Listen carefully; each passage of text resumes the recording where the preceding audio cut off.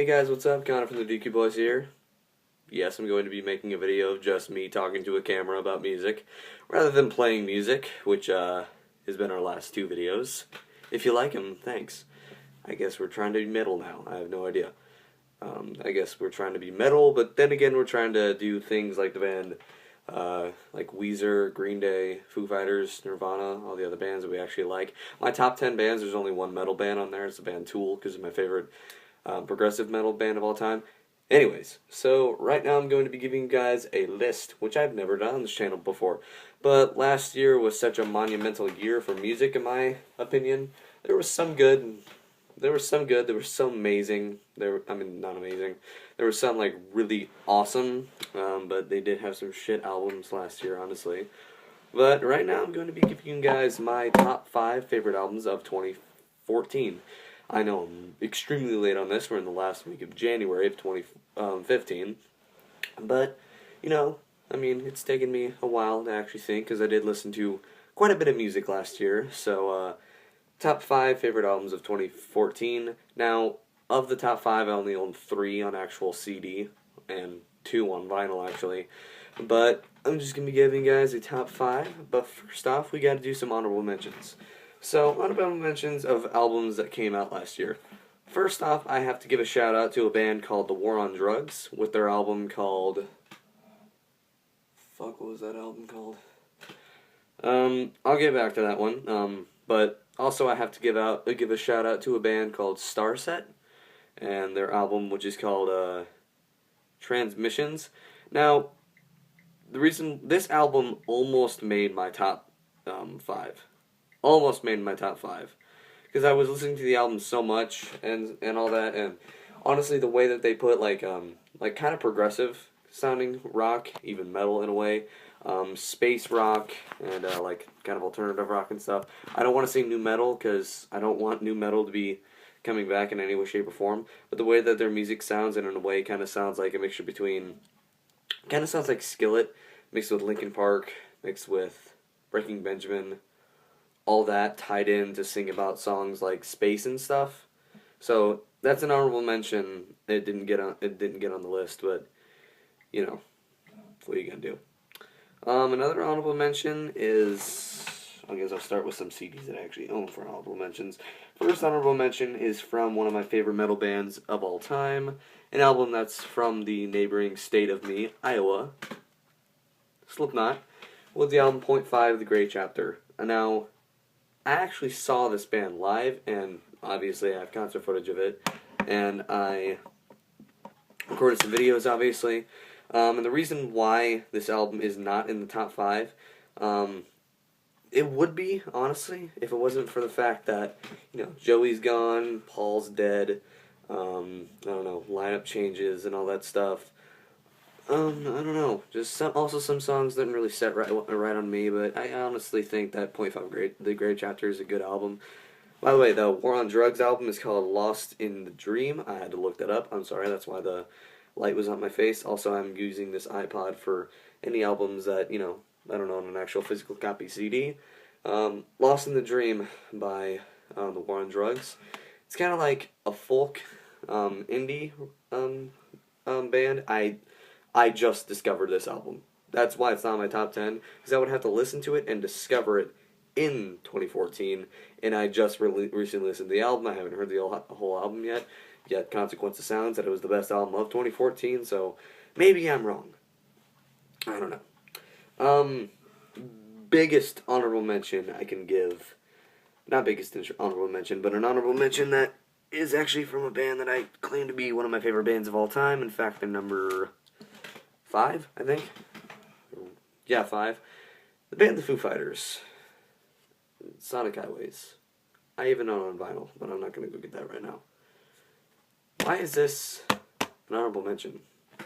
Well, you see, there was so much hype surrounding this album when the Foo Fighters announced that they were coming out with a new album.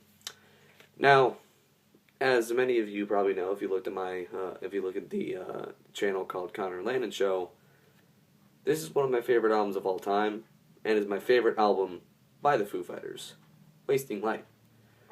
There was a lot of experimentation on this album. Um, Burning Bridges, Bridge Burning is one of the best opening tracks to any album I've ever heard. Just every song on this album is gold to me. So you can bet that when I hear the Foo Fighters, which have released one of my favorite albums ever, Wasting Light, and The Color and the Shape, I'm not saying I don't only like The Color and the Shape. When I hear that they're coming out with a new album, that they literally went all across America making songs, and then hearing that there's only 8 tracks on there, and listening to the album, and hearing songs like Something for Nothing, which is just a giant build-up of a song. Feasting the Family was a pretty good song. Congregation, really good song. What Did I Do? God Is My Witness. That song doesn't know what it wants to be. The beginning of the song is the ending of Congregations. The song ends, restarts, goes again. When the song ended, I was like, I don't know if I like this or not. And to be honest, Outside, completely forgot about that song. In the Clear, best song on the album, in my opinion. Subterranean just sounds like a Queens of the Stone Age song, and I'm not saying it's a bad thing, I'm just saying it sounds too much like it, and I Am a River is a great song. So overall, I guess my main rating, the rating I would give that album is a 7, or 7.5. But, if I'm being completely honest, new Foo Fighters album was kind of a disappointment. And an album that recently got kicked off the list was the newest album actually the debut album, by a band called, second album actually, by a band called Modern Baseball, and with their album called You're Gonna Miss It All. They're an emo band, and I loved the album. I know some of you might kick me in the nuts for saying that, but almost one of my favorite albums of 2014, it'd be in my top 10 if this was the top 10 list, was an album by an emo band. And there's a reason for that. I know that the singing might not sound the best, but the lyrics and how much emotion is behind the album, it just sounds beautiful to me. It's also a kind of indie rock and pop punk, but I consider it mostly emo because most of the songs are just about teenage feelings and depression, about becoming a young adult and stuff. But yeah, so I know there's probably a lot of albums that I missed. Monuments to an Elegy by Smashing Pumpkins was another okay album, honestly. But I'm just going to get on to the top 5 right now, which is probably why you guys came to this video. So, yeah. Number 5. My top 5 favorite albums of 2014. I know you're probably not watching this, but the Rock Critic guy, if you're watching this, I would just like to apologize in advance for putting this so low on my list. Because number 5 is an album that I got into the last week of 2014. And the album came out in January of 2014. Reason why I say I'm sorry the Rock Critic is because this was number 1 on his list. The album I am talking about, of course, is the newest album by the punk rock band Against Me, with Transgender, Dysphoria Blues. See, there was some punk rock albums that came out in 2014, and one of them almost made it to my top 5. By the way, quick honorable mention that I forgot to say, Rise Against the Black Market. And now, while that album's good and it's actually all full-on punk rock, I listened to this album. There's, oh my god, so much meaning behind these songs. Laura Jane Grace, I hope that I got that name right. The lead singer of the band, who honestly used to be a dude, but got a sex change. That's why it's called Transgender Dysphoria Blues. Transgender Dysphoria is pretty much the feeling that someone gets when they get a sex change and they're still trying to, get used to the fact that they're now a guy or a girl. And all the songs in there are pretty much about the struggles that it had to go through. Sorry, I don't know what to call those people. Sorry, but fuck it. Okay, so, I don't know. Just, the album has so much meaning behind it. I think the one song that hit me when it came to this album, when it comes to, the transgender people and all that stuff, and changing yourself and all that, was Paralytic States, which is probably my second favorite song off the entire album.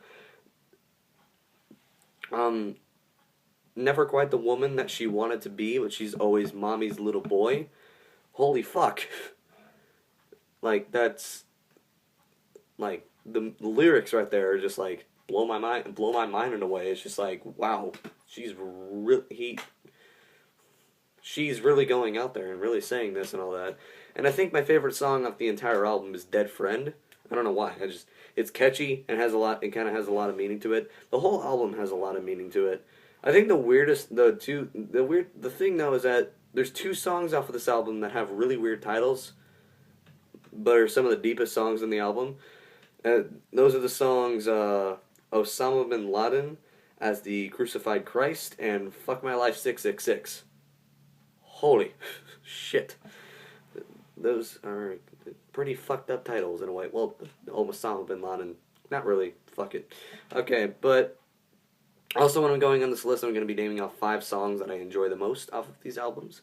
So yeah, number 5, Against Me, Transgender, Dysphoria Blues. 5 songs I absolutely love of this album are Transgender, Dysphoria Blues, Unconditional Love, Dead Friend, Paralytic States, and Fuck My Life 666. So those are 5 songs I love off this album. Number 4. Number 4 is an album that is actually the this kind of perplexed me when it was 2014. There's a lot of bands that released albums that were that band's first album, and I listened to it. I'm like, holy shit, this is fucking awesome. How many other bands has these guys released? Then I go to the Wikipedia page. Sorry, went to the Wikipedia page. Reason why I apologize because I know a lot of people don't trust Wikipedia. I know that it tells a bunch of lies. But I go to the Wikipedia page. I was like, this is their debut album, but this is awesome.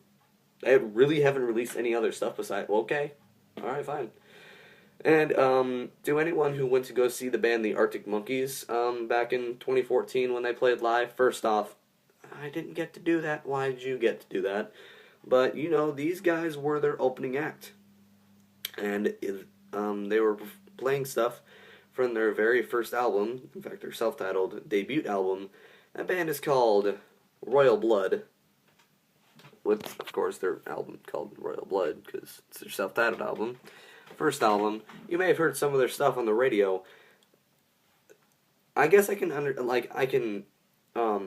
I can say that their stuff kind of sounds like, in a way, to me, like, since they're a 2-piece band, White Stripes, in a way, like the vocal-wise, kind of sounds a little bit like Jack White, and I guess like a 2-piece, they're kind of blues in a way, so I guess I could say that's kind of how they'd be a bit of White Stripes, and like the way that the bass sounds, and how the drumming sounds, kind of reminds me of Queens of the Stone Age. Like how, because it's a bass guitar. Side note, there is no like regular guitar in this album. No electric guitar. It's all bass. It's a complete bass album. The way he did that, the guy in the band did that, is he has a distortion pedal on his bass, and he also has an octave pedal and like 3 other pedals, make it sound like an actual guitar. And in some ways, like on songs like Little Monster, which I love that album. By the way, my brother's nickname in high school was Monster. Some people called him Little Monster, so I like that song. But the song Better Strangers, and even 10-Ton Skeleton, a few other songs, like the way that the bass sounds and the way that he's playing, like on the guitar solo, kind of reminds me of Jimi Hendrix in a way. Like, I know he's the greatest guitarist of all time, but like there's really no actual like full on solo like like that. It's kind of just you hit a note and then you're like like that. I don't know. I guess in some way it kind of sounds like Jimi Hendrix in a way, but yeah. That's the number one thing that impressed me about this album, though, when it came to listening to it and loving and all that, is coming over the fact that, you know, I'm listening to an album that has 2 guys in a band, a bass player and a drummer, and they're fucking awesome. Like, one of the best albums I've heard in a long time. But it's number 4 because, you know, nothing could beat the top 3, honestly, on my list. This album and number 3 almost got switched. I swear to God, before I filmed this, I was like, which one do I like more? But yeah, Royal Blood, the album Royal Blood, obviously their self-titled album. Honestly, Out of the Black, which is the first song off this album, again, perfect introduction to the album. 5 songs that I love the most off this album are probably, it's going to be really hard actually because I really love this album. Out of the Black, Figure It Out, which I literally just heard on the radio right now. Blood Hands, Little Monster, and the last track, Better Strangers. So, you should go listen to this album. You probably have, honestly, because I guess Royal Blood has become like a really like kind of popular name. But you know, I discovered this in like what was it? My friend went to go see the Arctic Monkeys in the summer, and then after he went and saw him, he's like, "Dude, you should check out this band." So I checked him out, and then you know, got into him, loved the album. It's awesome. Then we get on to number 3. Speaking of bands that album reminded me of, so the lead singer of the band, the White Stripes, came out with his second solo album this year.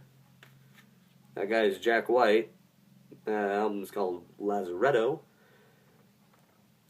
Holy fuck. Jack White can literally, besides that ICP track, shut up, do no wrong. I've listened to every single album by White Stripes. I now own both of his albums on vinyl and CD, and I think the number one thing I love about Jack White when it came to this album is that he takes a genre of music that I kind of hate, country, but makes it in his blues-esque type way. Even has like in some tracks I think he kind of had a banjo and like a fiddle, and not a fiddle, is it a fiddle? And like a violin player in there. And even in the song Temporary Ground, having that female guest vocalist sing that one song, part of the song, and clear country vocals. But it's one of my favorite songs off of the year, and off the album. It's probably my favorite song off the album. And also, track 5, Highball Stepper, which was actually the theme song to America in the World Cup. It's one of my favorite like instrumental pieces by a band, or even a guy, I guess you could say. But I don't know, the song Highball Stepper is just like such a badass tone to it. It just, I don't know, it makes me think of like a scene in like a movie, like a badass movie where there's like a huge group of people just walking in a line and like walking into a place or something like that. Other songs, I like the song Alone in My Home, Entitlement, That Black Bat Licorice, that's kind of hard to say that 5 times fast. I don't know, that Black Bat Licorice, it's like that song and Lazaretto, like he takes garage, this album, its main genres are blues rock, country blues, garage rock, garage punk, and I guess in a way alternative rock. But I don't know, Jack White is really good at just mixing up genres and putting them together in his own way. I mean, a guy who was born and raised in, I think it was Detroit, Michigan, to grow up, make music that sounds bluesish, and make it so much a part of his life in blues-type country way that he moves to Nashville, Tennessee, the heartland of country music and all that stuff. So, yeah. I don't know, Jack White, Lazaretto, number 3 spot for my top 5 albums of 2014. I keep wanting to say 15. 5 tracks I love off this album would be 3 Women, Lazaretto, Temporary Ground, Highball Stepper, Alone in My Home, and actually the very last track, Wantin' Able. Love that song. So it's a simple song too. Okay, now we get into the gigantic albums to me that dropped in 2014. Number 2 is an album that is actually not self-titled, the kind of the debut album by a band that I discovered. Where is it? There it is. Now, this has never happened to me before in my entire life. I discovered this band listening to one song. One single song. That, by the way, Cover Killer Nation, you're not watching this, but anyone who's a fan of that guy, Cover Killer Nation, he reviewed this album. I checked it out. Checked out one song. One goddamn song. Loved the song. Bought the album. And let me tell you why I love these guys so much. The band that I'm about to get into. First off, here's a clue. They're the opening act for Anthrax and Volbeat right now on their tour, which I may or may not be going to see. But a lot of new hard rock and heavy metal bands, like kind of hard rock bands, they keep wanting to trying to change it in a way. Like they take influences and they can sound like the old, but they're always trying to sound new. And that can be good in some ways. It can be awful in some ways. Black Robe Rides, shut up, I hate them. And other bands like that.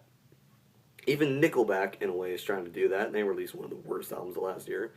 But they need to understand something.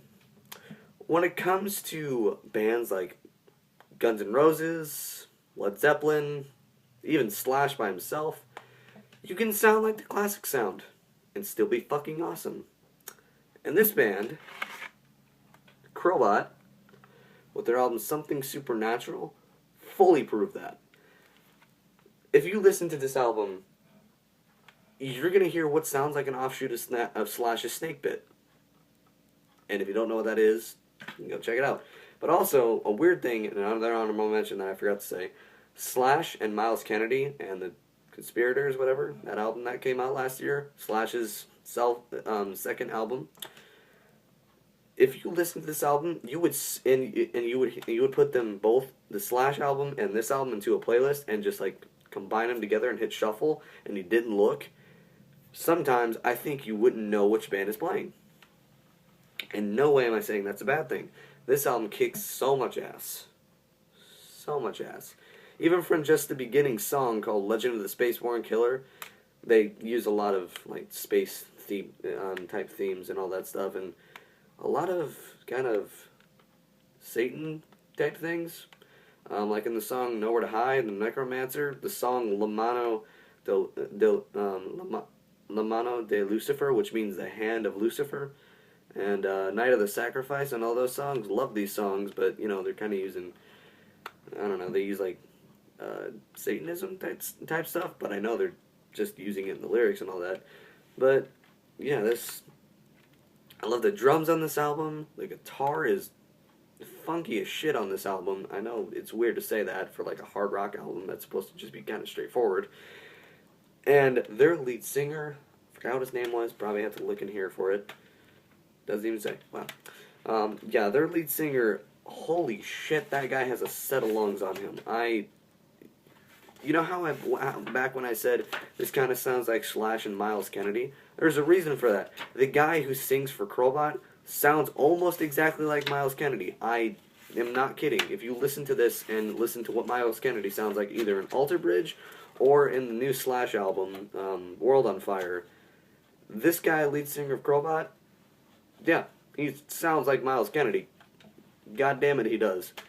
And as I said, I listened to one song off this album from YouTube, loved it, and usually I just download it. FBI, fucking kill me, I don't care. I usually just download it, but this album I didn't. I listened to the song Nowhere to Hide, saw the music video for it. I was like, this sounds fucking awesome. So I went out and bought the freaking album, CD, whatever. This is an album that's a CD.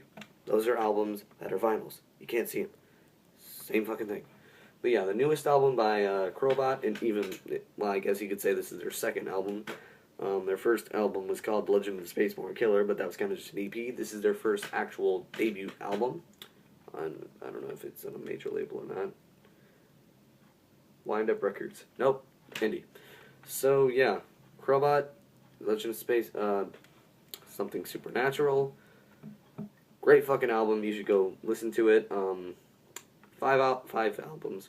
5 tracks that I love of this album are Legend of the Spaceborne Killer, Nowhere to Hide, Amano de Lucifer, Skull of Geronimo, and my favorite song off the entire album, Chupacabra. Now, what could beat those albums? What could beat those albums?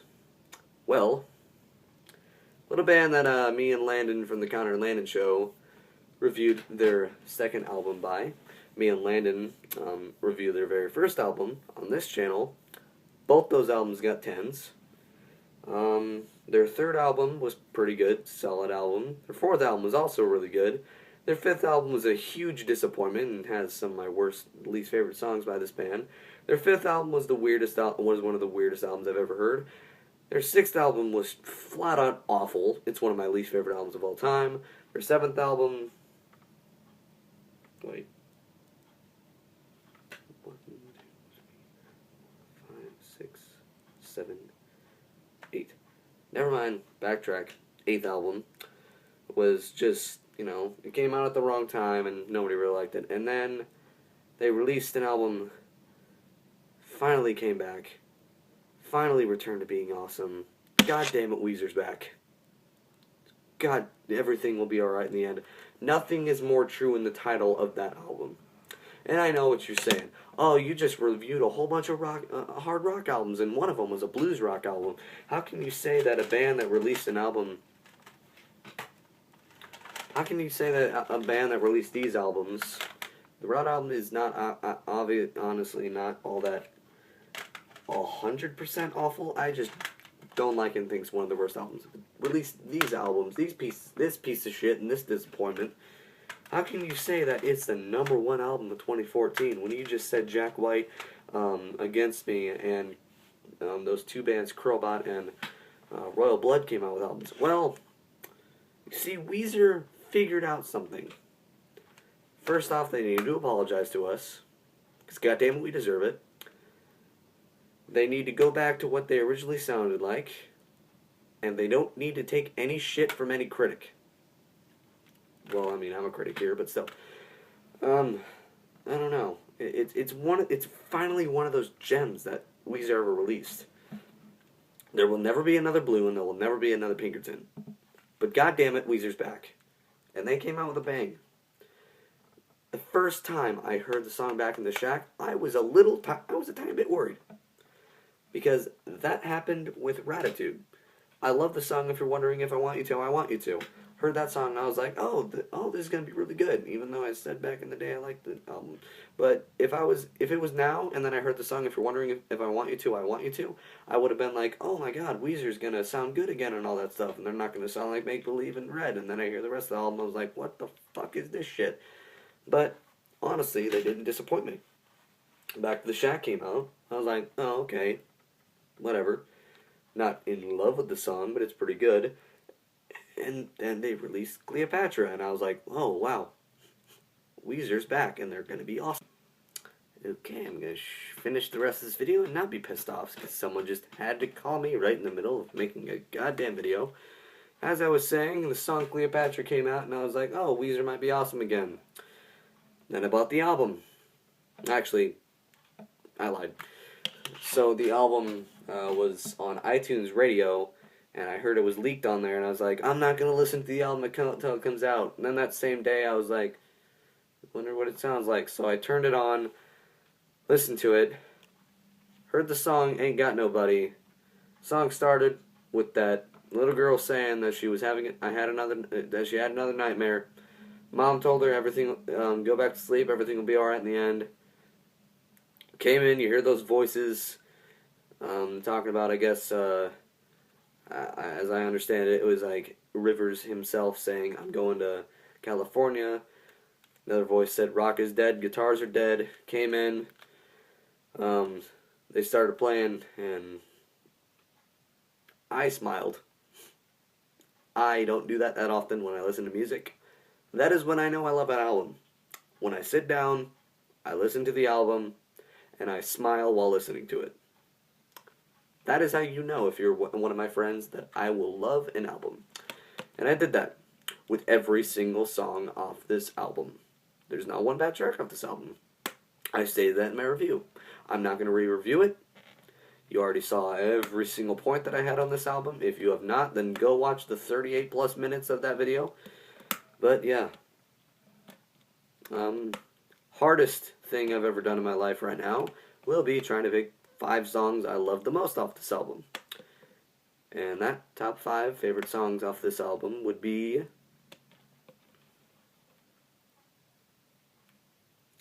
Ain't Got Nobody, Eulogy for a Rock Band, The British Are Coming, Go Away, and Foolish Father. Foolish Father is one of the best songs Weezer has ever made. So, Weezer's Everything Will Be Alright in the End, number 1. Number 2 was Crobot, Something Supernatural. Number 3 was Jack White Lazaretto. Number 4 was the self-titled album by, what's it called?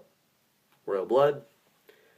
And number 5 was Against Me with Transgender, Dysphoria Blues. That is my top 5 for 2014. Now, as years go on, I may change my opinion, and this list might even change drastically. I mean, look at my top 5 of 2014. If I'm being completely honest, love the band Green Day, my favorite band of all time. They would not be number 1 for my favorite album of 2012. They'd be in the top 5, or the trilogy. Actually, only one album of this trilogy would be on there, and that'd be Trey. Dos and Uno were just mediocre, and Dos was bad, and it was actually really a bad album in some places. But yeah, I put Trey at probably like number 4. Anyways, getting off track. That was my top 5 for 2014 of albums wise. Next video that we make is probably going to be another song, or I might review another album. So yeah, that's pretty much it. 3, 2, 1. I'm done. Like this video and subscribe.